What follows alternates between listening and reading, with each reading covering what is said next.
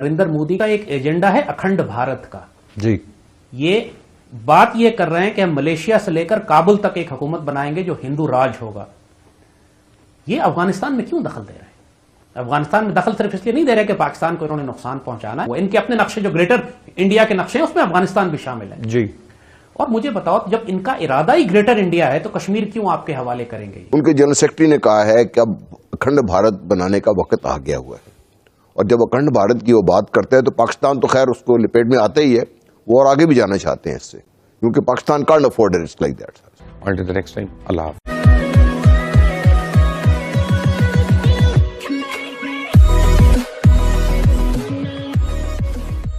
नमस्कार दोस्तों। अब ये लाल टोपी हमेशा पता नहीं क्यों एक्स्ट्रा डरता रहता है इंडिया से। अब हम कई बार अपनी एक आम चीज हम जरा सोचिए कि हमें आज का अफगानिस्तान कब्जा करके क्या मिलेगा, आज का पाकिस्तान कब्जा करके क्या मिलेगा। नो डाउट पीओके पर हम क्लेम करते हैं, पाकिस्तान के ऊपर कश्मीर और जीबी पर हम क्लेम करते हैं, वो आज नहीं तो हम कल ले लेंगे। अब जरा सोचिए कि पाकिस्तान, अफगानिस्तान, म्यांमार ये सब कुछ ले लेकर हम अपनी ये पाकिस्तान और अफगानिस्तान की जाहिल पब्लिकों को इंडिया में मिलाकर क्या करेंगे। अब जाहिद हामिद का कहना यह है कि इंडिया अखंड भारत में ट्रस्ट करता है और अखंड भारत के तौर पर वो कभी भी पाकिस्तान और ये सारी इस सारी कंट्री को खुद में शामिल कर लेगा, या फिर उनका प्लान ये है।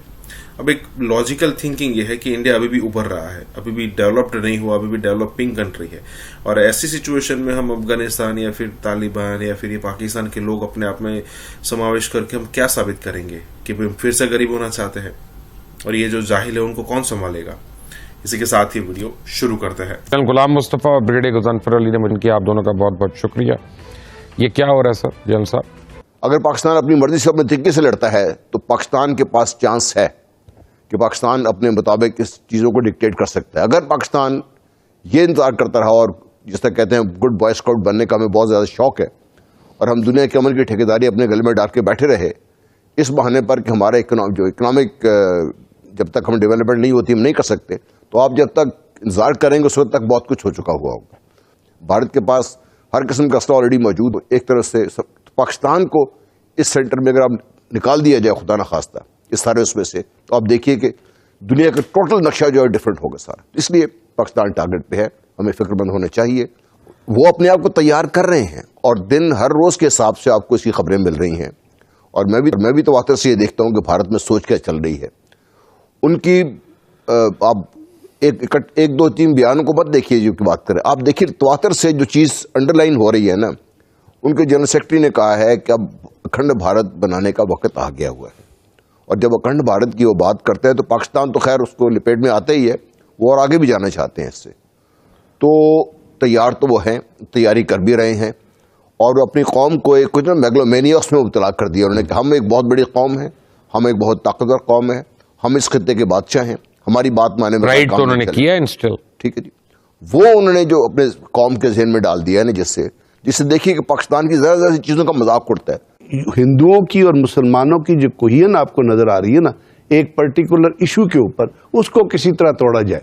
और बुनियादी तौर पे जो बॉन्डेज एक बन गया है वहां पे माइनॉरिटीज का, जिसमें मुसलमान भी हैं, क्रिश्चियन भी हैं, दलित भी, उसको तोड़ना। आज अफगानिस्तान में अगर अटैक हुआ है एक अफगान फोर्सेस का और तालिबान का जो क्लैश हुआ है कंधार के ऊपर, वो किसने कराएगा? वो तालिबान नहीं करेंगे, वो अब्दुल्ला और अशरफ गनी जो इंडिया के पेरोल पे नहीं चाहते कि ये पूरे हफ्ते जो है वो जगबंदी जो है कामयाब हो। हालांकि तालिबान पहले 7 ईद के ऊपर 3 दिन की जगबंदी कामयाब कर, बड़ा मुश्किल है। इक्विपमेंट लेना, इंडिया के पास पहले भी हमसे ज्यादा इक्विपमेंट था। चाइना को तो काफी डील कर लिया, आप देखें ना सिर्फ एक। हम बात करें इंडिया की और अमेरिकन कोलिजन की आगे चले, और इस वक्त करना क्या है? इस वक्त उसको चाहिए जो इंडियन अमेरिका में रह रहे हैं उनका वोट चाहिए। लास्ट टाइम भी आपको याद है जब उसने किया था तो वो इलेक्शन से पहले उसने क्या अनाउंस किया था कि Hindus are my brother sisters and all that. अभी ये तमाम चीजें जो पॉलिटिकली कंबाइन होकर आ रही हैं, और इसमें अगर आप देखते हैं कि कोई आपको कोहियन, इस वक्त इंडिया के अंदर वो कोहियन मौजूद है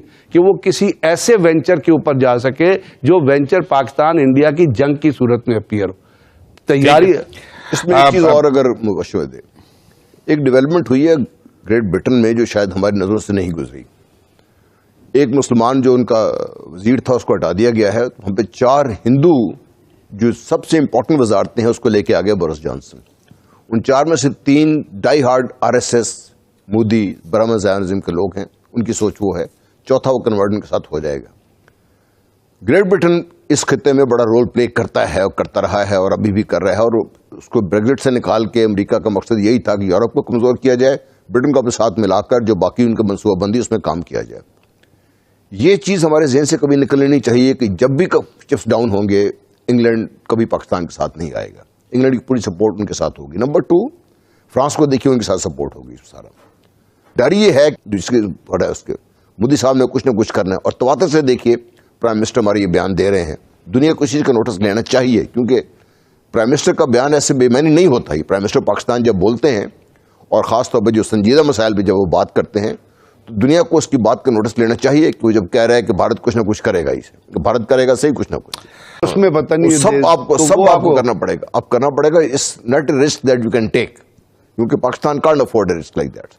Until the next time, Allah Hafiz. आपने अखंड भारत के संबंध में एक परिचर्चा सुना।